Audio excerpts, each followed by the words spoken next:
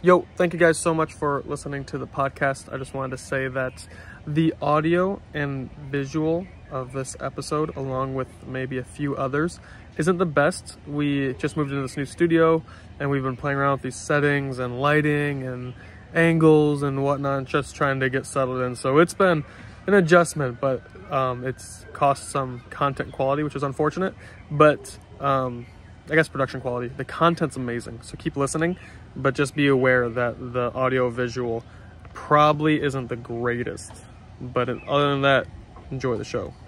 Regardless of it all, like what I've done and what I've chosen, I paid for you, you're bought and paid for, and I cleaned everything, all your iniquity and sin. I'm blotting it out like a thick cloud, and starting to really process that and see how he sees me.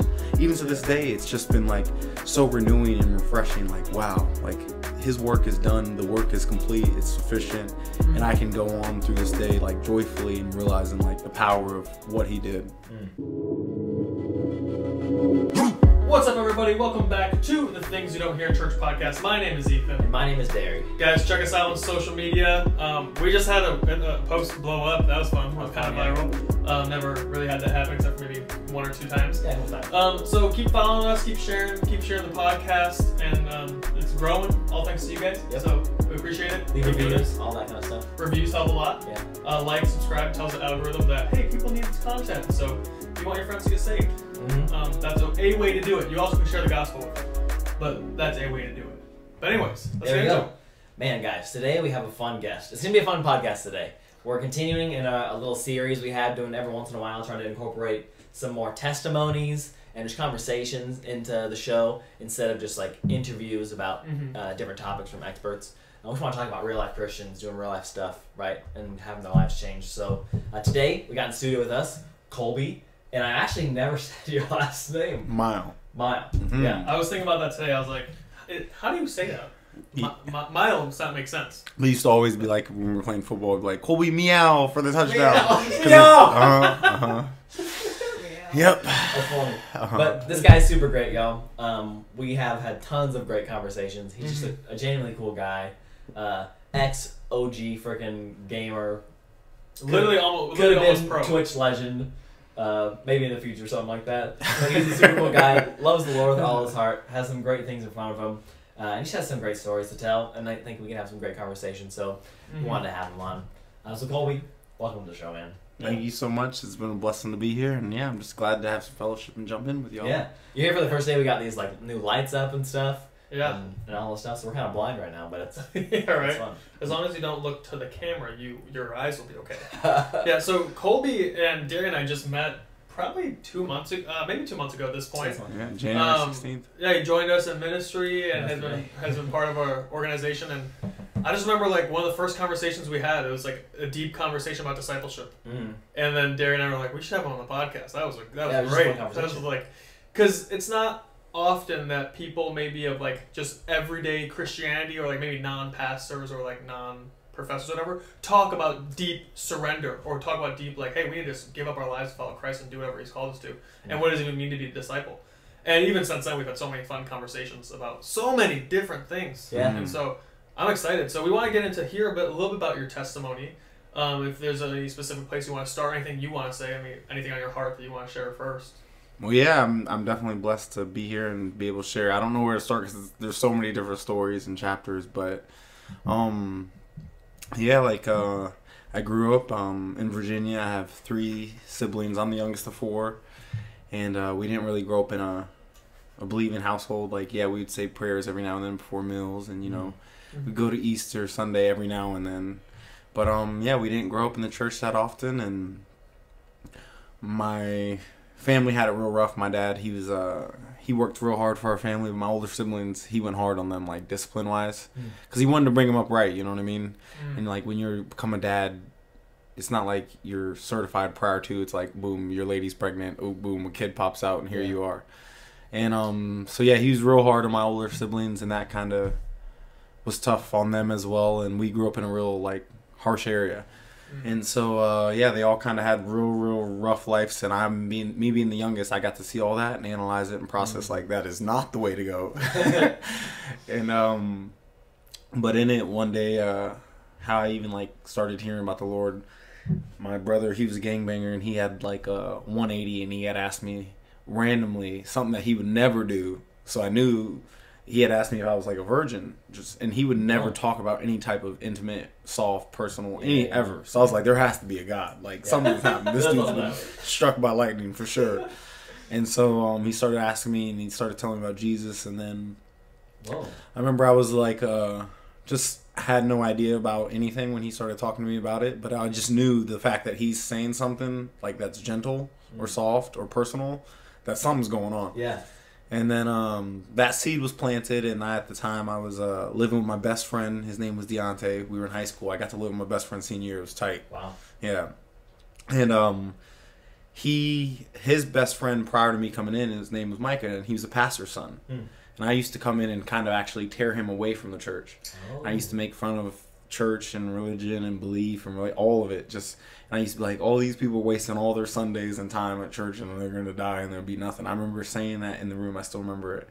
And I'm telling that to him. And long story short, I graduate and I'm working construction outside. And at the time I'm smoking, gaming, drugs, and like caught up in just the nothingness of life, of what you're trying to make life to be, I guess, in your own power. And while I'm doing construction, I'm 17, I'm working like 60, 80-hour weeks. I remember I was pissed. I was just so mad. I'm working so long, so hard, and as a kid. Yeah. And then one day I'm sitting outside of high school, and the bell rings, and it's right around like June, and I know all these kids are gonna leave this nice school and go to college.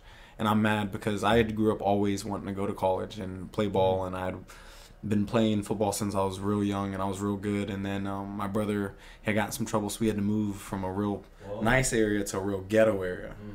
And I remember I was just so mad because it was like I was doing good. I was being a good son. I was being a good student, getting good grades. And then we moved to this real ghetto area where it's just like there's no way for success. And everybody that lives there knows it too. And I was in like culture shock throughout high school, so I started pushing it off. But anyhow, I just remember one day God just, the very first time I felt like he was saying something to me, he's like, kind of like, it wasn't harsh, it was just like, you can go to school too, like, what are you crying about, like, it's not over, you know what I mean? And from there, I just started, he just started opening up doors and led me to Liberty University Christian School, using football, because that was what the reason why I wanted to go, because at the time I was still kind of like, I don't want to go to no stupid Christian school, you know what I mean?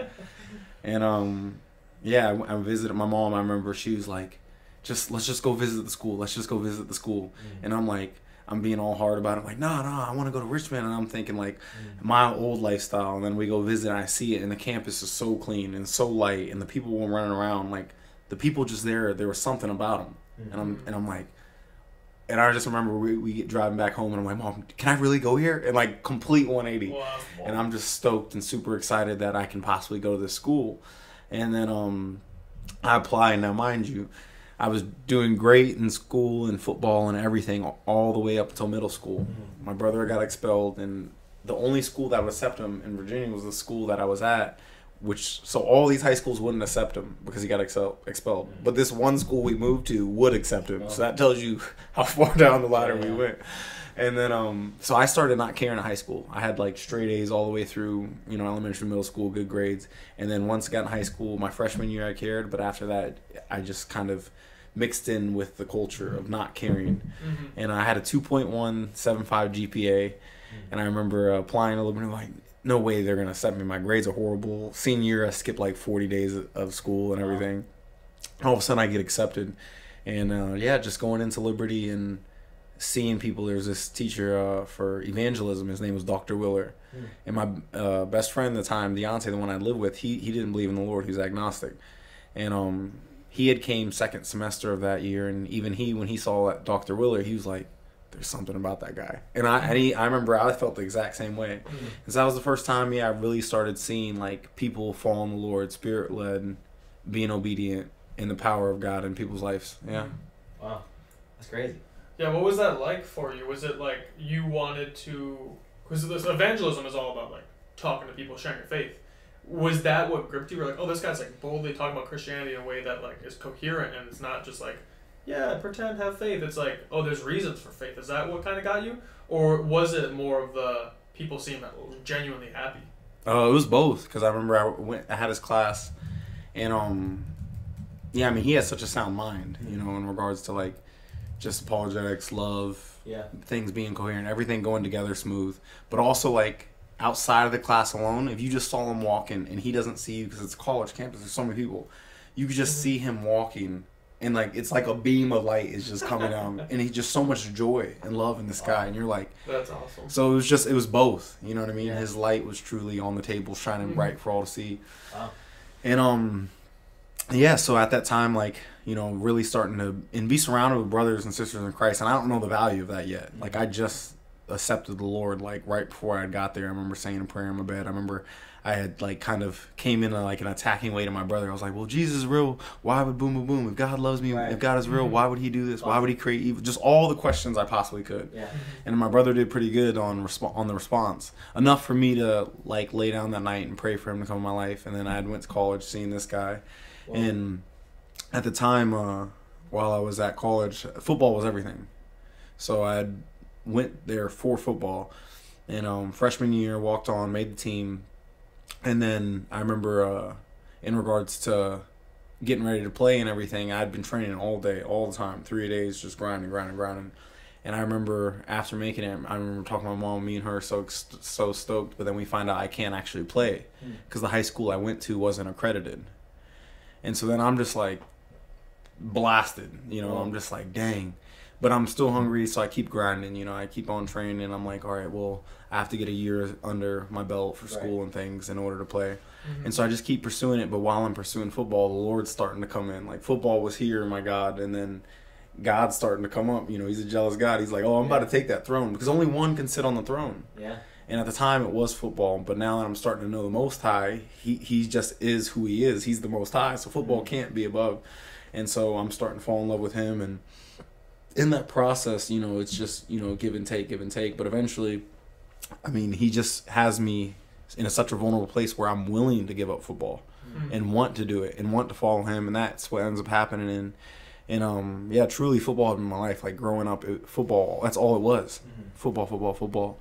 And then once I gave up football, it was easy. There was no other distractions. I had given up football. Me and the Lord's relationship. Wow, that's great. Yeah. Wow. How long you played football for there? Well, it was that freshman year I had walked on, made the team, and then from there, sophomore year I had to wait, and I had stopped right towards sophomore year. I'd let it go, didn't even pursue it or play anymore. Yeah. I remember the tryouts, because it was when I was supposed to try out the next time. I remember I'm with a huge group of guys. I'm in tip-top shape, and I remember do the tryout, and I remember before going to the tryout, I had this peace. It was like, the peace past all understanding. No nervousness, no anxiety. It's like you already made it before, but I'm getting ready to go run. I remember we're all going to get ready to go to like this like lake area. But before we go, I'm going to do the tryout and then go. I go and do the tryout, and I remember I kill it. I dominate. Run 4.3, 7.40. I'm like, everyone's in shock. Everyone's all like, oh my gosh, you ran the like NFL speed. And everyone's going crazy. And I'm in great shape. But I remember after the tryout, immediately after the tryout, I was like, I'm not going to play football. Wow. I just knew. And I was like, I'm not going to play football. And they're like, what are you talking about? You just ran a 4.3. That's NFL speed, and you're huge and all this and blah, blah, blah. And like I'm not going to play.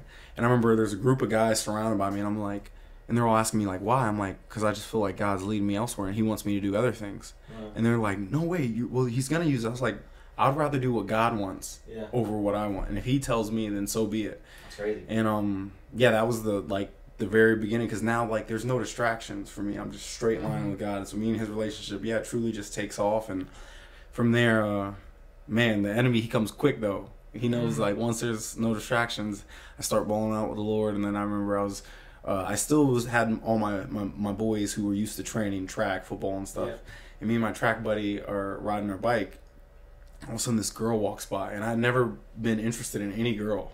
I'm 21 at the time, still virgin, and no girl I ever seen that I wanted to pursue. And then all of a sudden, boom, this girl walks by, and I remember I was like, just in awe. I'm like, I have to pursue her. Yeah. We start talking and everything. We're best friends for like 2 years or whatnot. But the enemy ends up using that to try to derail me and get me distracted and everything. And yeah, and like pursuing her and going through all these things, I start to find like the Lord uses it. It's a lot of hardships. but he uses it to grow me, and I didn't realize yet about like suffering. Yeah. And how that's a part of the walk, not the follow the Lord and the prosperity gospel on this earth. Mm-hmm. You know what I mean? Right. And so I'm going through that process, learning like what it really means to follow him. It's like I let go of that, but what about the new desires? Yeah. Mm-hmm. Did you experience any other kind of like spiritual warfare or attacks and stuff like that when you're giving your life to the Lord, and that process of like giving up everything for him besides that girl? Oh yeah. Oh man, I was there were so many different things. Like one day I remember I was in the prayer chapel. I'm sitting in, and I hadn't shared that with that many people, but now I feel more comfortable to do it because I understand all the details about it. Like I wouldn't share this with people prior, but now I feel comfortable in doing it. I was in the prayer chapel of the Lord, and I remember he was telling me, like, he wanted me to pray for suffering. And I'm like, what? Like, this don't make no sense, right? But I'm just feeling this urge to pray for suffering. I'm like, what? This doesn't make any sense. But he's telling me. It's almost like an Abraham thing. Like, go sacrifice the son that you promised me? What? What are you talking about? Yeah. And so, like, so I do. And after that, that's when that girl, so many things, my best friend had been struggling. Just so many, I just blasted by so many different things. I don't know any details about those, but ultimately I hadn't read the verse yet about rejoice in your suffering, because suffering brings endurance, endurance brings character, and character brings hope. So now when I explain to people even about the Lord leading me in that, I can explain that really he wasn't just having me pray for suffering. He was really having me pray for hope. And so looking at that perspective now, I'm able to do it because I was weary. I didn't want people to get derailed or detract from following the Lord or in some weird, like, what is he talking about? But now I realize what I was really asking. And in that regard, though, yeah, man, I got blasted because I never got my heart broke. And so, like I said, I never pursued a girl, but it was through her. And then friendships, my best friend, we had grown up together. The guy I lived with senior year, Deontay, he was agnostic and everything. And I would go home in between breaks and stuff and try to figure out how to share the Lord with him, because I would be on fire at school, and then I'll go back home, and now I don't have my community. I don't have my brothers and sisters in Christ. I don't have all that foundation and then I would get with him and try to like pour that fire into him, but then all of a sudden I start dwindling down. No, I don't want to smoke weed no more, but I want to hang out with you. And then we go hang out, and then all of a sudden I'm with all my boys again, and we're chilling, and then all of a sudden, boom, smoking weed. Boom, drinking. And they knew I didn't want to do it, but yet I would fall into it every time. Yeah, well, it's kind of like Proverbs says, bad company corrupts good morals, you know. And there's a point to be said about, like, hey, pursue your friends and share the gospel and try to be the light to them. But there is a point, like, when you got to be like, all right, we can't hang out in this capacity anymore. Like, we can go do other things. I'll play basketball with you guys. I can't go back to the crib maybe, you know. But when you were pursuing God in this, like, deep way, and like you said, your relationship got skyrocketed, what did your personal, like, time with God look like? Was it like a lot of prayer, times of worship, times of reading the Bible? Was it more reading the Bible? And what did that all look like for people to try to, like, for people listening, maybe they can, like, take something like, I can do that today, or I can do this, like, I can start that. You know? Oh yeah, absolutely. So, like, some of, like, the detailed things, like, so I still had trained, you know. I'd let go of football, but the lifestyle of training was still so, like, in my life. And so that carried over into training up of being a follower of the Lord. And so it became, routine of, like, early morning, waking up and reading the Word. And then there were certain things like before afternoon workouts. So if I worked out at 4 p.m., it was still doing 3 days just for the workout's sake and things like that. But, like, 4 p.m. workout, before then it had became a thing where I would read the Word, spend whatever amount of time in the Word, and then learn a lesson, digest it, and then I would send it out to pretty much everybody in my phone. Anytime I gave my number out to anybody, I was like, all right, you got my number, but I'm going to be sharing some of the gospel, and I'm going to break down what it means. And so I had started doing that, and those were just, I couldn't go work out unless I did it. And it wasn't like a weight, like a burden, like, I made this vow or anything. It wasn't even like that. It was just like, I started finding my wholeness in the Lord, not the working out. And those were the things that I took pleasure in. And so reading the Word was just one thing, the prayer life, worship, like songs and things like that, and then going to spend quiet time with the Lord, you know, like taking refuge with him, and like realize like I can talk to him about anything deeper than any person I can talk to, like the things that we even want to hide before other people. So it was a multitude of things, and like learning like to clean up your mind, your thoughts. And the more I started to read the word, I started finding out, he says, have no evil thoughts. I know he says those who don't hold a tight rein on their tongue deceive themselves, and their religion is worthless. Yeah. So I started learning all these things through his word because, I was used to cursing. I was used to just giving in to lustful thoughts of looking at women and things like that. And then I see him start to clean up my perspective about how I see different people and women and my words, and seeing him clean that up too. Yeah. And so it just was like a transformation, and just always he was like, I don't want you to be out in that party scene no more. And so starting to recognize, and that's when I had got a tattoo on my chest of James 4:17. It's so whoever knows the right thing to do and fails to do it, for him it is sin. So it became really just intimate on what am I hearing from the Lord right now, and am I doing it? And so that process played out in everything I did every day. Any things that I he's like, nah, I need you to rest. And listening, am I going to listen or not? So it played out into everything, reading, playing sports, just any activity. Wow, that's great. Yeah. That's awesome. Dang.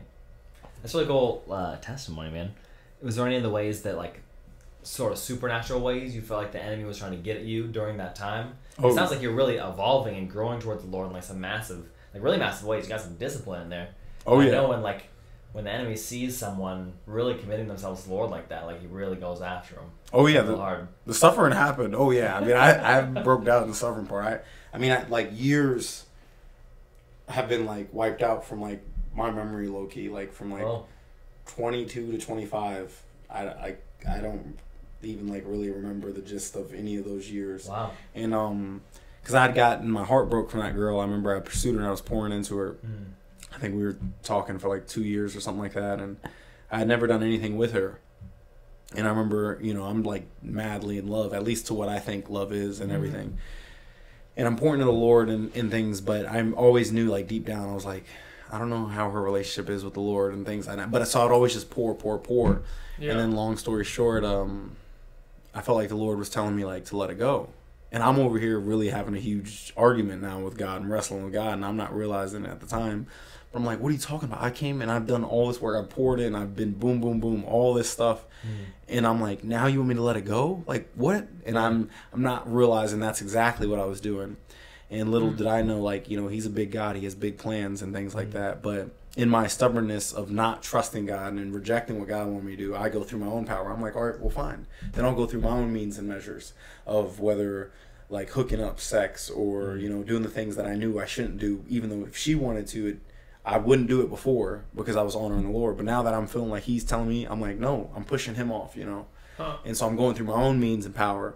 And so then I remember one day we finally end up messing around and things like that. And I just remember I was so torn because it was just I remember before even I was just so grieved because I'm knowing, I'm sitting there and I'm I felt like God was on my left and she was on my right.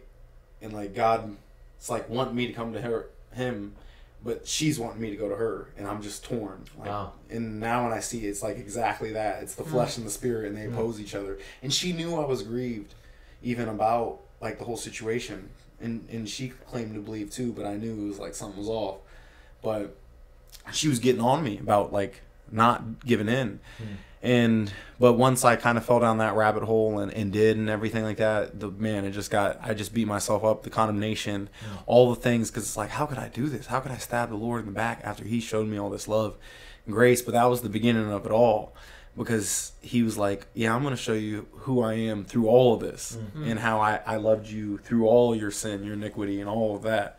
And what I do when I come clean house, I clean it. I clean it fully, and I get it in order and sweep it. And it's and he used it all, all the pain, because there was just so much after that. My best friend had committed suicide, the one that I'd grown up with and everything. And, I just remember torn up about that, too, because it's dang, was that because of my, lukewarm double-mindedness and not knowing how to handle the word? Bad company does corrupt good character. And, and I felt like I wasn't bold as possible. And I remember he would see me torn too. I would come back and he knows that I don't want to do these things, but I loved hanging out with them.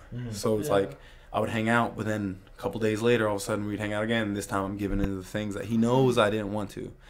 So, and then, him passing away, and it's just everything I felt was just getting blasted. Wow. And I remember talking to God, and I'm like, God, why would you have me pray for this suffering if you knew that I'm going to turn away from you? And yeah, it's like he reveals like through it all, like thick and thin, and going through a lot of the stories that I'm not going down, like breaking down right now, I guess. It's just to show like his unstoppable love. Like he's like, you know, he says it's better to finish something than to start something, right? So it's better to finish than to start. And we're talking about the Most High. He does the best of the best. And he was like, explain like, when I started something in you, I'm bringing it to completion. You know, regardless what you go through, regardless if you pull a David and go sleep with Bathsheba, regardless if you pull a Peter and deny me after knowing me and being so bold for me, or regardless if, you know, it's like what Hosea's wife, and you get married and you go be the prostitute again and you push me off. It's like regardless of it all, like what I've done and what I've chosen, I paid for you, you're bought and paid for, and I cleaned everything, all your iniquity and sin. I'm blotting it out like a thick cloud, and starting to really process that and see how he sees me. Even to this day, it's just been like so renewing and refreshing. Like, wow, like his work is done, the work is complete, it's sufficient, and I can go on through this day like joyfully and realizing like the power of what he did. Yeah, there's always times like randomly I'm like going about my day and I'll think about like salvation and be like, because sometimes people like Christians maybe have a hard time experiencing like total freedom of like joy and love and peace and all that stuff. And sometimes I think like, wait, I'm allowed to be happy. And I'm like, wait, yeah, like I don't have to be upset about this. I'm like, the Bible says, happy is he whose sins are forgiven. And in his presence is joy, and his right hand pleasures forevermore. Or like his right hand is joy and pleasures forevermore, or something like that. And it's like, once you realize that, you're like, wait, like how blessed is the man whose like iniquity God is forgiven. And it's like, wow, I'm blameless, I'm free, there's nothing counted against me, there's no reason for me to feel ashamed about anything. Like I'm totally clean and just lifted of all guilt. I'm like, wow. And it's like nothing really happened that day other than like, I'm just like, wow, I got a lot of work, I'm really stressed. And then God's like, with that there's no sin on you. And I'm like, oh, wow, how great. Agreed. Seriously, even on like the routine and like, it's just like, oh, this is a regular day, but then you lock into that in that moment and it's just like, boom, like, because it's just so beautiful how he really does like come and clean it all up, and he's like, this isn't like based upon your performance, and yeah, there's balances and things like that, you know, of faith that works and such on, but it's like he completed it, and walking in that freeness and that like we're talking about the joy, something that I love because people had always said it, and it recently was said to me, and this is just like recent, and I was having a hard time. People would always come to me like, Colby, you have so much wisdom and XYZ, and I'm like, and said to me recently, because there's a verse where he's like, to whom much wisdom is given, much sorrow is given. And I was feeling grieved and real sorrowful recently, and I was real down. But then the Lord had revealed it to me the other day. It was we were at North Shore. It was Sunday. So I'm sitting there and I'm talking to the Lord one-on-one, and you know, I'm crying out to him like, Lord, I need you, because like he's, you know, I haven't shared on the podcast all the story of how I'm even here right now. Right. Of course, y'all know, but so I'm sitting there. I'm like, Lord, okay, so yeah, you did give me all this, but then yet I get all this sorrow, because you said that wisdom comes with that sorrow. And then he gave me like a ball analogy. I was like, okay. And it's all according to his word. So it's like I got 100 tokens of wisdom, right? And that 100 tokens translates into 100 tokens of sorrow. But then I had stopped there, and that's why it's so important that we just keep running to him and go into the word, because it's like, how can a young man keep his way pure? By guarding it according to his word. It's the word, run. And then all of a sudden, boom, in the word, he says that he'll turn your sorrows into joy. So it's really, when I'm thinking the wisdom and turn the wisdom tokens turning into sorrow tokens, I stopped early. And now all of a sudden it's like, Lord. But then it's like, he's like, no, I get you think you know, but keep following me. And then all of a sudden, boom, it goes from wisdom tokens turning into sorrow tokens, turning into joy tokens. Come on. And then as he says, don't grow weary in doing good, for in due season you will reap what you sow, as long as you don't quit. So that due season means that's a season to come. That means you're currently not in that season. So if I am in that sorrowful season, I know that joy season's coming. Those tokens are going to get transitioned into joy tokens, if that, in this analogy regard. And so I'm realizing, like, even now, it's like praise him. Like Job, like praise him now, regardless of what you're going through, whether it's raining, whether it's storming, whatnot. And so just really starting to walk into that, into this day, and knowing that, you know, if he said it, it's true. Wow. Did you pray for that? Like, did you pray for that wisdom, or did it just happen? Like just throughout my life, I remember You know the verse where it's like, let no one despise you for your youth? Mm.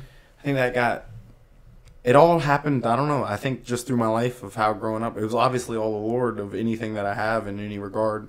Nothing is me, you know, it's everything is Him. So in regards to my childhood with my 3 older siblings, you know, they had it rough. And in seeing that there's a lot of tension and division in our household, I was the only one everybody would go to individually. Like my brother wouldn't relate with my parents or other siblings but me.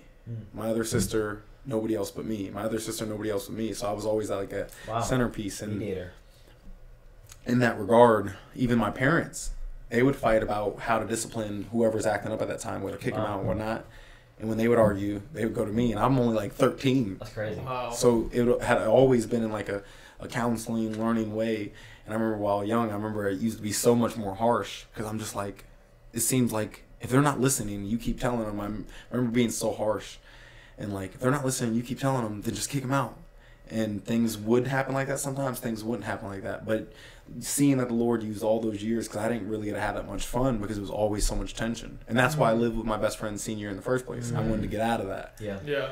And when it came to like just following the Lord, when I did get to liberty and things like that, I don't know. I remember just people would always say, you have so much wisdom. And I didn't understand what that all translates into, but even now, I'm realizing like He's gonna use everything, and that's why it's like you do rejoice in your suffering, because you realize He really will use all of it. Yeah. When you were having that time of like all the suffering happening and the girl and your best friend and everything, was there ever a question of like, God, like why is this happening? What are you doing? And I know you probably felt upset, but did you actually like ask that? And if you did you ever get an answer? I had some conversations with Most High. I definitely had conversations with Most High, no doubt. And I remember like, all I know is, words were used, you know what I mean? Like I was keeping a buck because I just felt like He was so far off. Yeah. And I'm like, and it's not even like, I couldn't, even when I was fully going into the backslidden, lukewarm, apostate like life of just denying Him, I knew He was there. It was never a question whether He existed or whether He was there. That was never a question. Right. It was just like, why would you do this if this is how it was going to turn out? So just so much frustration. And like, so me going back to the old life, it wasn't even satisfying because I've already tasted His goodness. And so now I'm going to this garbage and I'm stuck in this garbage. And so I would just get so frustrated because it's like, I want to go back to You. And I want to be with You. And I just remember just so much pain and hurt, and I would try to numb it out. And that's how I got into like gaming, and that's how I got into like other things to try to put my head in the sand, you know, and hide. People do all different things. Men's work. Men do that all the time. They're like, I'm just gonna work. I'm gonna work. And then, you know, pride, drugs, sex, alcohol, all these different things. And for me, it had been like drugs and like porn and sex and like gaming. Just close your room. You know, the man who isolates himself seeks his own desire. Wow. And so I'd been isolating myself for a long time. And but even then it's like an Elijah thing. You know, I'm hiding in the cave and He's like, oh no, I'm doing stuff outside of this all along. And for you still, because I still love you. And through it all, I mean, of the hiding and everything, like I see like there would be spurts where I would get so close to Him again and then fall off. Throughout those years, like while I would hide, and I'm like, Lord, and I still talk to Him all the time, but I would just disobey. I remember one time I was just like, I think I was on my back porch, I'm smoking weed, and I'm just like, God, I need You to clean me up. I need You to save me. And that's what the stint led me to, like even getting this huge transition of how I got out here.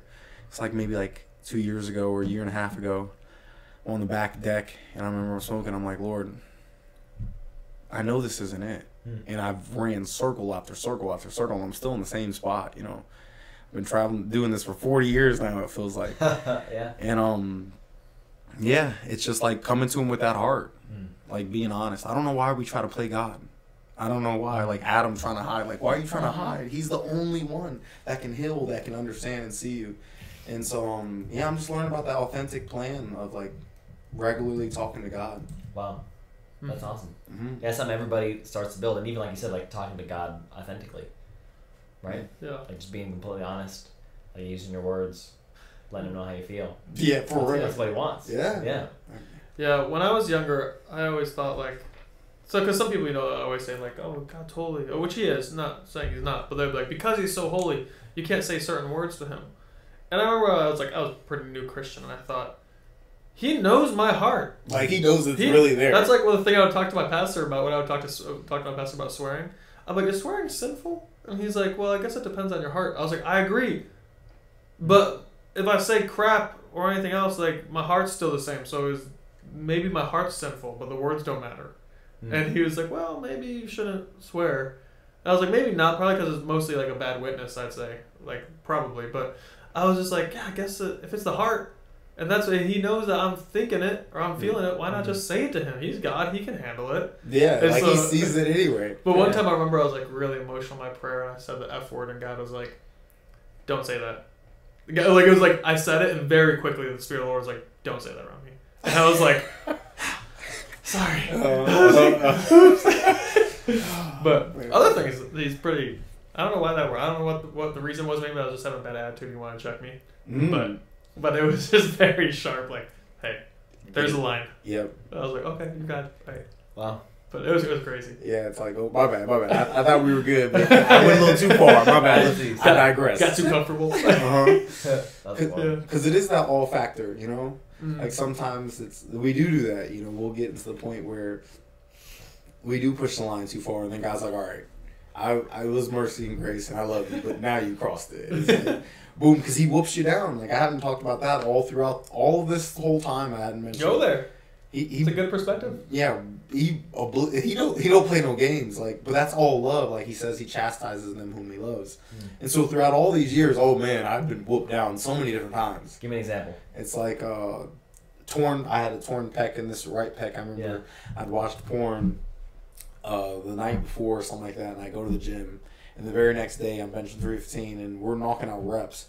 And then all of a sudden, out of nowhere, boom, huge tear just going all the way down. All this is black and purple, and like people are like, oh, well, it doesn't work like that, blah, blah, blah. But the Lord does talk about sexual morality being the only sin against the body. Furthermore, as well as James 4:7, right back to it. So I already knew he had convicted me so many times, like, Colby, stop. And as he says, like, don't stiffen your neck to me too many times, you'll be broken beyond healing. Certain things, and then that's just like one. I had so many injuries from being unpure and not listening to him. So many injuries. And then like right after though, you know what I mean? It's not like we're talking like, oh, that's from a month ago. It'd be like, I act like an idiot, and he's like, well, bam! He's like, get in line. Wow. Because he even says, like, someone who doesn't discipline their child with a rod of discipline, it's not that they don't love them. It's not even that they only kind of care about them. It says that they hate them. Yeah. They hate them. And if I'm his child, he's definitely like, oh, I love you, so I'm definitely going to put you in check. And it had been so many times. I remember probably like, 2 years ago, I'd never really messed around with Adderall besides like maybe like college, like recreationally or anything like that, right? Yeah. And so I'm gaming. I remember like, all right, I'm going to try Adderall. And I get Adderall for the first time, like, prescribed or whatever, because you can just do whatever you want in Big Pharma. And it's like, I go and get it prescribed, and I remember I start following the Lord, though, again, right around that time, though, a little bit after, though. And I feel like the Lord's starting to put in my heart, like, I don't want you doing this, I don't want you taking this. But I'm like, I'm working hard, I'm doing good, I'm even reading the Word again, I'm trying to justify it all. And then out of nowhere, one day, I'm going upstairs, and he just completely, boom, he knocked the whole house down. He was like, you're not going to build something that's for me upon sand, upon a false foundation. And all of a sudden, here I am laying in my bed, legit like paralyzed for like 2 days straight. Like literally every inch of my body hurt, like private part, everything hurt. I couldn't move. It hurt to literally lift my head up off the bed for like an inch. Like just literally do anything, turn over everything. Wow. When I was finally able to get up and walk, I couldn't even open up my door to get out of my room. I had to I had both hands just trying to turn it. I couldn't. Car doors, everything. He took all my strength away. And so that was like, he had already been doing it all the years before, but now he escalated it. He's like, it's time to really put on some real discipline for you to get focused and get in line with what I'm telling you to do. Yeah. And so, and him also revealing, like, I give you everything. I give you all your strength. I give you your intellect. I give you everything. Wow. You're thinking that these things are, I'd gotten anxiety attacks for the first time. And like, I'm 29 now, what is it, 28 or 27? I'd never had a panic or anxiety attack my whole life. All of a sudden I'm driving, I'm working for a moving company. I'm in the passenger seat driving down the road, and all of a sudden, boom, I feel like I can't breathe. And I'm in the passenger seat, and we're driving down the highway, and I had never experienced like anything like this in my whole life. I want to jump out of the truck. We're driving down the highway 70 miles an hour, and I literally I'm contemplating opening the door and jumping out of the truck because I feel like I can't breathe, and I never experienced it. My life, I remember it flashed before my eyes. We all hear about it, but it legit did. I remember from like elementary school to middle school to high school to college and in between to now, all these thoughts and decisions that I was making, I processed like that, and I was like, what am I doing? Like in the middle of having anxiety, like I need to get it together. And I remember just we turn around and told the guy like we have to pull over, we stop, and I was just like hyperventilating, going up and down. I felt like I couldn't breathe at all. And then from there on, maybe for the next like 3 weeks, every night I couldn't sleep, like because I couldn't breathe. If I lay down, I would be exhausted, falling asleep in my chair, and then I'm like, all right, let me go get in my bed to sleep. Couldn't sleep. I couldn't breathe. As soon as I lay down, I couldn't breathe. Wow. I would have to go outside just to get air, outside all the time. So he just started doing it in so many different ways. Like, you need to focus up. Like, what was this a repercussion of? Multiple things. The Adderall, weed. I was just the lukewarm, double-minded, backslidden, fully in it, and like I hadn't been pursuing him though. Even though, like it was like I still knew he was there, and I knew what he had taught me before and everything, but I wasn't following him. You know what I mean? It's like the prodigal son aspect, and like sex, porn, drugs. Wasn't really drinking that much, but in gaming, being a sloth, like just not doing what I'm supposed to be doing. Yeah. At the end of the day, period. You know what I mean? Like, what good is it if you hear it but you don't do it? Yeah. And so, he just came in and started whooping me down for real, and like, then it all started with the beginning. He says, "The fear of the Lord is the beginning of all wisdom." Like the fear of the Lord, that's the beginning. That's alpha. Yeah. And so he started showing me that because, like, I look at it now, that's alpha, and then omega is those who perfected in love cast out all fear. And we got a whole process of going through of learning what Abba's love is for us. But as he broke that down, eventually it's like, if I do this, this is going to be the repercussion. So no, I'm not. And then eventually it grows into me not even desiring to do it more and more like the fleshly things, and starting to hate him again, and starting to realize that if you're with the Lord dwelling in you and what he loves and what he also hates. And so it started growing more and more, and then I started getting on fire like how I was in college again for the first time in so many years, because I had been on fire for college, and then boom, went through all that and then completely fall off. And then that led me out from Virginia to Colorado, because my family, my cousins have a journey going on out there. That's a whole other story. And then that's what stimulated me to getting out here. That's crazy. So when you started like repenting and following God, did you notice like all that stuff stop with panic attacks? Oh yeah. Oh man. That's why holy, holy, holy is Lord God Almighty. Like, you know what I mean? Like, you reap what you sow, no doubt. But when you're faithful and you're obedient, man, he says like if an earthly father knows how to give a good gift, and we're evil, how much more does a heavenly, holy father know how to give a good gift? Yeah. And so it's the same thing. You know what I mean? Like, you're gonna discipline your son or your daughter if they're performing or they're doing things wrong and bad, you know what I mean? You're gonna get on them like, no, I gotta take away your phone, no, you gotta get a spanking, whatever, you know what I mean? Or when they're doing good and they're getting A+, you about to bless them, you're like, oh, you're sweet 16, oh yeah, let me give you a call, you know what I mean? It's like, say you got a 16-year-old son and he's been dominating in high school, doing great, being just a good son. You're like, yeah, I'm gonna get you that Wrangler, that Jeep Wrangler for your 16th birthday. You're getting ready to get it, but then right before he's getting ready to get it, he starts going off the deep end, the complete opposite. You know what I mean? You're going to bless him when he's doing good, and you're going to get on him when he's doing bad, all out of love. And so... There's a verse that comes to mind that I can look up real quick, but it's in Hebrews, and it talks about how the same part as Hebrews 12 when it says, God disciplines those who he loves. It says, our earthly fathers taught us discipline, and we respected them. How much more our heavenly Father? And it's like... Ooh. I've never had a conversation with a friend about that because... we had gone to some church, and he had just moved to a new town and went to a church, and he was freshly moved there. So he's like, I'm church hopping, exploring like what church I can get plugged into and whatnot. And I went with him, and this pastor was talking about how God disciplines those whom he loves. And I was stoked. I had just come back from my first ministry school, and I was like, wow, like, there's a pastor talking about this? I never heard no sermon about God's discipline. This is awesome. And then like I was talking to my friends, I was like, guys, what you think? And they were like, oh, we didn't like that. And I was like, what? Why not? And they're like, because God doesn't discipline people. It's just like, if you get disciplined, it's the punishment of your sin. And I was like, no, I'm pretty sure God disciplines you. And they're like, no, it's just like, if you sin, there's consequences, and it's just natural consequence that, like, the bad things that happen after you sin is just like, 2 + 2 = 4. You touch the hot stove, you're going to get burned type thing.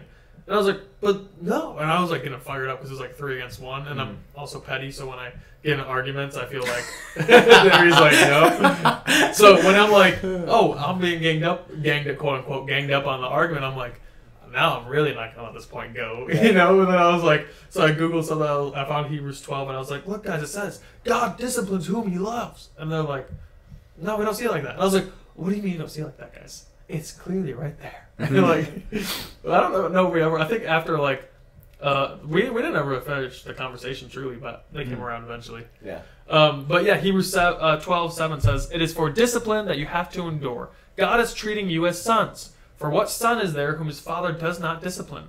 If you are left without discipline, in which all have participated, that's a point right there, all have participated in God's discipline if you're his son or daughter, then you are illegitimate children and not sons. Crazy. Like, so God's not disciplining you. You might not be his son. Yeah. Oh, no. There's no doubt about it. You can look at it. Look at the Pharaoh. Like, God, people in the fleshly mind, they're like, Job talks about it. I can't pronounce the other book right now, but he talks about how, like, these people on earth are denying the Lord, and, they're giving him the middle finger left and right, and yet it seems like they're prospering. Yeah. And they're taking over all this land. They're getting all these riches and all this possessions. But is that really the blessing, or is that the curse? Because they're dominating so hard in their fleshly mind and this earthly mind that they have a hard heart of pride. You know what I mean? So, and if that pride's so great, then they're never going to run to Abba. So if they're not going to know Abba, run to Abba, then that's going to be exactly that. Get away from me, evildoer, I never knew you. Which therefore, you're not going to be with him for eternity. Or the contrast is the Lord whoops you down on this earth, like he even says. He's like, is it better to enter heaven, have losing one eye, and enter heaven and be with the Most High, or losing one arm? Yeah. Or is it better to have both eyes and both arms and go to the pit of fire of hell for eternally? Yeah. You know what I mean? Yeah. So it's like locking in. Dad, he loves us so much that he's like, I will whoop you down and break you. I'll make you paralyzed. I'll take away everything in this earthly realm because this is just a blink of an eye to keep you eternally. He's like, I love you too much. I'll do whatever I got to do in this realm to get you eternally. You know what I mean? Now, if he hates you, it's like, yeah, go ahead. And it's like, he's like, go ahead. Thank you. You're getting away with all this. Like, the guilty, by no means will they get away with it. So it's like, yeah, oh. Yeah. Yeah, it's interesting because, like, even continuing through Hebrews, it says, besides this, we have had earthly fathers who disciplined us and we respected them. Shall we not much more be subject to the Father of spirits and live? For they disciplined us for a short time as it seemed best to them, but he disciplines us for our good, that we may share in his holiness. For the moment all discipline seems painful. So for the moment all discipline seems painful. And it says, rather than pleasant, but later it yields a peaceful fruit of righteousness to those who've been trained by it. And so it's like when we're in seasons of hardship and when we're in seasons of like being disciplined, it's like, okay, like this is for my discipline, this is for my good. And the product of this is I'll be holy. Like that's something that's like, okay, that kind of gives you perspective to hold on and to get their attitude correct and stay committed. Because elsewhere in Scripture it says the people without vision perish, right? And so you got to have some perspective of what the end game is. What is the purpose of all this? And so if we're in hard seasons, whether it's for God's discipline or it's just life sucks sometimes and you go through hard seasons without any reason, either you are being disciplined and so you're going to produce holiness, or James says, count it all joy when you face trials of many kinds, for the perseverance, or the testing of your faith produces perseverance. Right? So either you're being tested and you're going to persevere and have holiness, or you're being disciplined and you're going to persevere and have holiness. Yeah, but regardless, it's him using it. Like, it's not just random seasons. No, not at all. Because, like, Job, he was balling out for the Lord. Most High's sitting on his throne, and he's like, he summons the devil. He's like, where are you coming from? Yeah. He's like, oh, you know where I'm coming from, to and fro from the earth. And God's like, pretty much like, are you even doing your job? Like, because I have a servant down here, Job, who's balling and dominating. And God mentions Job to the enemy. Yeah. So it's like, these aren't just random seasons. Not at all. It's like, what's faith without being tested? And that goes right back to the rejoice in your suffering. Because that's the opportunity to grow more and realize who the Most High is. Yeah. But like, even in going through all these different seasons and stuff, like learning how he's our anchor. Like even when we're doing great, like I think it's David who says, don't make me, it's David, maybe, or Solomon. He's like, don't make me too rich and think I don't need you. And don't make me too poor to where I'm going to steal. And then what, in Ecclesiastes, he's like, don't make me overly righteous. That's something that you wouldn't even think would be in the book. Don't make me overly righteous and suffer more than needed. And don't make me overly wicked and die before my time. Wow. So it's like a balance. Yeah. Wow. It's crazy. And there's a part at the end of Job where it says that it says that God is the one who did everything, which we know it's like Satan came to him. But at the end, it says the Lord restored the fortunes of Jacob when he had prayed for his friends. The Lord gave Job twice as much as he had before.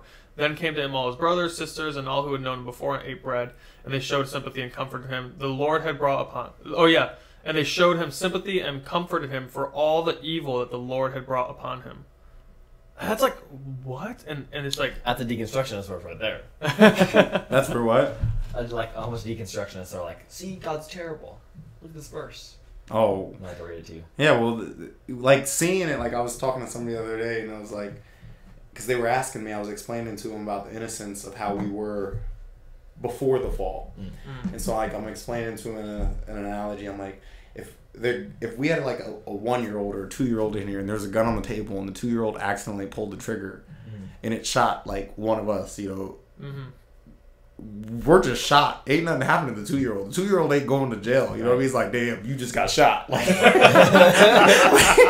ain't nothing gonna happen to that 2-year-old. You know what I mean? It don't know no better. Yeah. That's how we were originally before the fall. You know what I mean?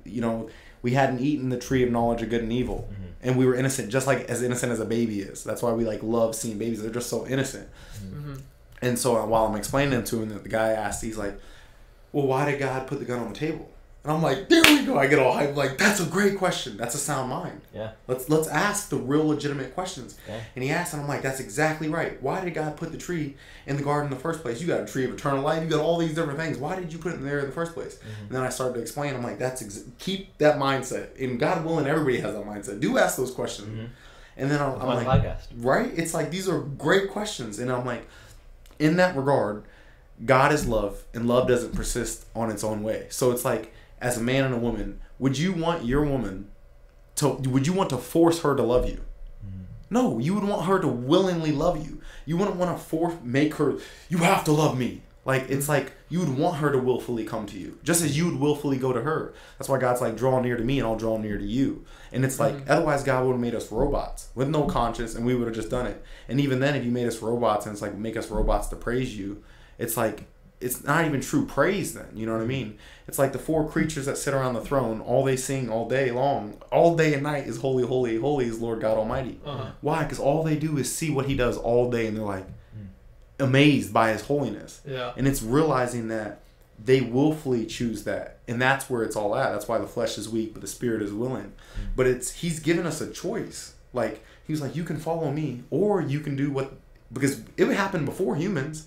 The fallen, the enemy himself, the adversary, he turned against God willfully and then convinced the third to turn against him. So it's like, it happened before humans. And he's trying to stimulate that all the way down to earthly realm and the humans doing it as well. So it's all coming from what he says, the father of lies. But it's like, even then, that's God's devil. God willfully decided that I want y'all to have free will to be able to side.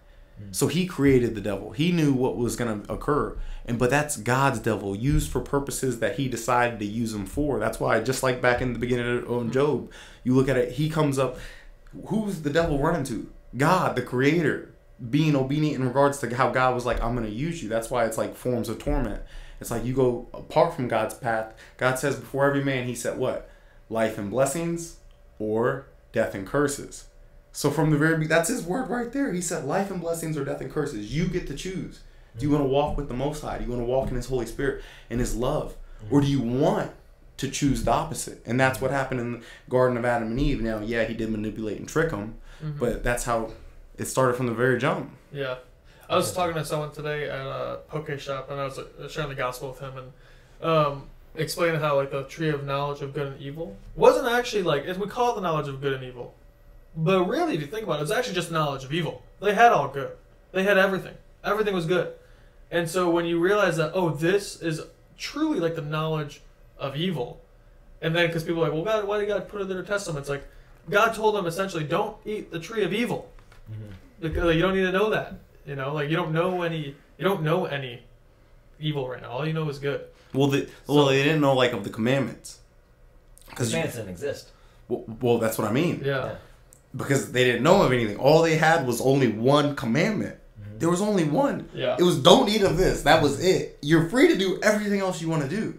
You know what I mean? It was just simply that one, and the enemy tricked them in a double-fold trick.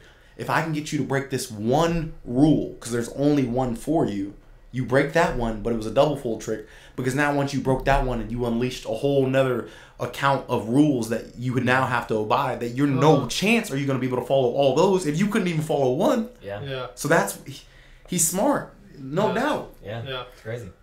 Yeah. So to kind of push back on what we've been talking about this whole time of like, God will discipline you if you do this, God will discipline you for that.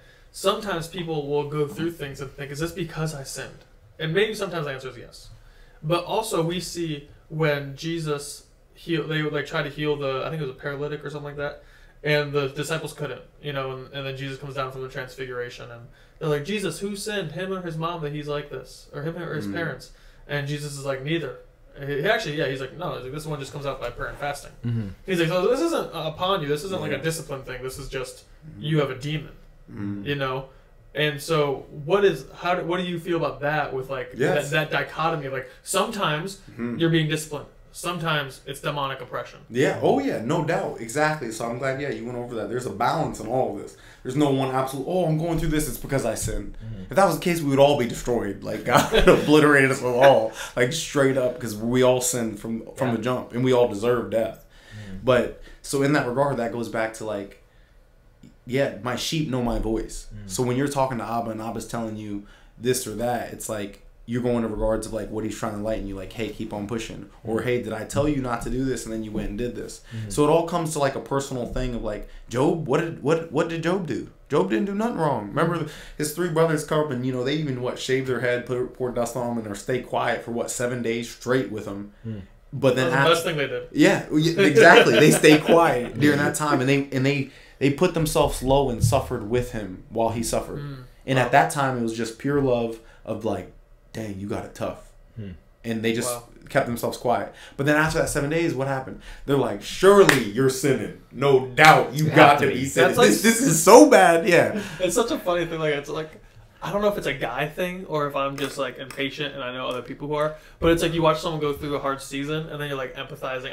And then after some time, we're like, my gosh, dude, get it together. What? Just pick what yourself are you up. doing? Like, what is like you're like empathetic to a point. You can't be sick for this long. You're like, what? Yeah, what? Get better, dude. Oh, like get some sun. What is happening? Go see a doctor. I got these boils. Yeah, you know. It's such a funny thing, guys. I'm like, hey, I get it, bro. It's sad, and then you're sad for too long. They're like, okay, dude. Yeah, it's too long that you've been suffering, Stop bro. being like, sad. I can't suffer this much longer. You're doing something wrong. Bro, straight up, that's exactly what happened. You know, he says nothing new happens underneath the sun. So it's like what we're experiencing is already written. Isn't that how it's so cool? We go through our journey and our experience. You learn something via experience, and you know it in your heart, and it's written on your heart, a certain rule or lesson. And then you go to the Word, read it, and all it does is testify and stamp what you already knew. Or vice versa. You read the Word, you find something out, you never experienced it, but you read it, and then all of a sudden, boom, you experience it, and it was exactly what he had said. It's like, but yeah, in Job, that's a perfect example. It's like he's going all through this, and he hadn't done anything wrong. And then after they bring themselves low to be with him, eventually they turn and they're like, bro, you're doing something. Your family, somebody's doing something evil. And it was like, it wasn't that at all. Yeah. So then there's a balance in it all, and that's why talking to Abba is important. And as he even says, you know, and even this is a balance. Lean not to your understanding, but trust in God in all his ways. You know, his ways are higher than our ways, just like as the heavens and the skies are. So it's like, even then there's a balance where you just keep on pushing, but to me, the most important thing is, talking to him, because you do need to know. It's like, what's up, Lord? Like, am I doing something wrong? David talks about it all the time. He's like, Lord, expose my heart to me. I need to know where I'm at, because I don't know my heart. He says the heart is wickedly deceitful. Who can know it? So it's like, expose it to me, please, because you know my heart, but I don't know it. You know what I mean? Yeah. That's good. Wow. That's good.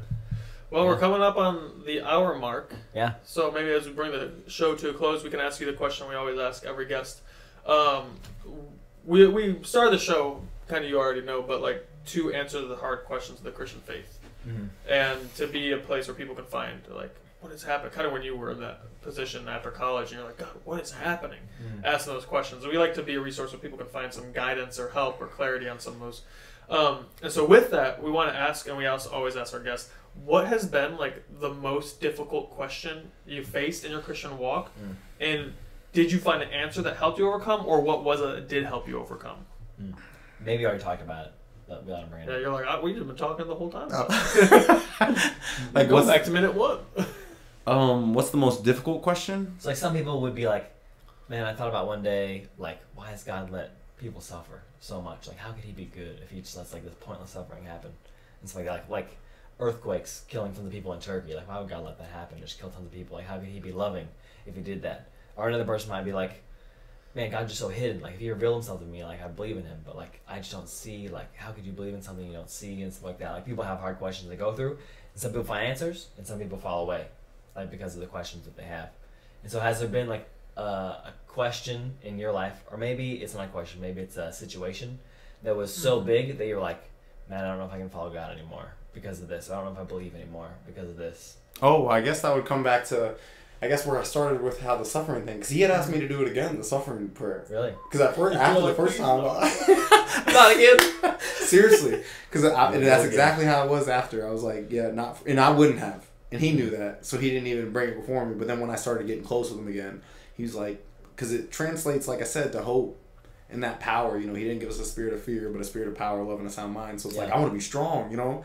And so in it, though, it would come back to the part of realizing, like, God, how can you use something so vile, evil, double-minded, lukewarm, like a Peter life? Yeah. It's like balling out for the Lord, and then yet you deny him straight up. It's like, and then yet he even talks about how God came and comforted him through that. He like uses it all for good. So sometimes it's hard, you know, when you look at yourself and you realize all your shortcomings, all you're playing the whore and all these things, and it's like, you know, he's so holy and he deserves all these things. But the truth of the matter is we did crucify him. And may we never think that we're better than anybody else. A non-believer. He revealed himself to us. So that was given to us. How well we do well in ministry, sharing the gospel, loving people, that was given to us. And so that's all given to us. And then on the flip side of those who don't know the Lord and obey him, it's like we were right there too. So it's at the end of the day, it's all been him. It's all been loved. And so realizing, like, I guess no matter how bad or evil or wicked of the things that you've done or you know people have done or whatnot, knowing that what he did on the cross is sufficient and that he loves you and he's like, get up and his mercies are new and abound. And it's like, get up, follow me today. Get up, follow me today. And renewing your mind daily, just realizing like, my grace is sufficient. I think that's like, I guess the main thing to lock in with, because I know how so many people are. We all go through this journey and it's like, it's a war. It's a war. In one moment of slack, look at David. God said this is a man after my own heart, balling out for the Lord. He had been balling for the Lord. And then one moment of slack goes and does that, kills Uriah. Like, and Uriah was a gangster. It's like, he's like, no, I'm not sleeping with my wife. My brothers are out there on the battlefield. Yeah. And go and do that. And then yet, who wouldn't be like, how can you follow the Lord after that? Yeah. You know what I mean? It's like, you knew of his goodness your whole life, and then yet you do this. So I guess my main thing would be like, you're worthy, because the Lord says you're worthy. That's why we're not even the judges of ourselves, thank God. We don't go in the court, and I'm not to judge y'all in a way of the final judgment. As he says, you know, who is man to put me in any court of judging me? And then furthermore, thank God we're not the judge of ourselves. Because if we were a true judge and being honest, we're all screwed if we're judging ourselves, if we're being honest. Yeah. All of us. So thank God I don't even judge myself. Yeah. That's where it's like, let's go. So locking into that mindset of stop judging yourself and letting the enemy come in. Because the enemy's going to come in and try to tell you, you know, you're unworthy. You're guilty. You're a sinner. Blah, blah, blah, blah, blah, blah. Yeah. But then when you start to lock in with the Most High and you realize, you know, as he says, my sheep know my voice. And he's like, you're righteous. You're made clean. You're new. I love you. And it's like, you start to lock in with that. Then it's like, and that's how you just push through, you know, the hardships, the journey, this war, because we are going to suffer. He tells us it. You know, if you want to receive the glory of the Son of the Most High, you are to suffer as him. So long story short, in that regard, it's like, no matter what you've done and no matter where you're at today, just get up and keep going. You know, renew your mind, accept the grace of the work that's already been done and completed, and push forward. That's There good. we go. That's the gospel right there. All right, guys. Thank you so much for joining us again. Come back next week and tell all your friends about it. Subscribe, comment, turn the notification bell on, leave a little review. Yeah. Leave nice comments. Yeah, these guys are awesome. Or else we'll have to get petty with you. Is there anything you want to plug before we go at all? Anything what? You want to plug? You know, anything you want to plug, a book or your Mario Kart skills? You want to be able to follow you on Instagram or anything like that? No, just follow the Most High. Follow the Most High. That's awesome. I love that. No, you go follow the Most High. He's pretty cool. Yeah.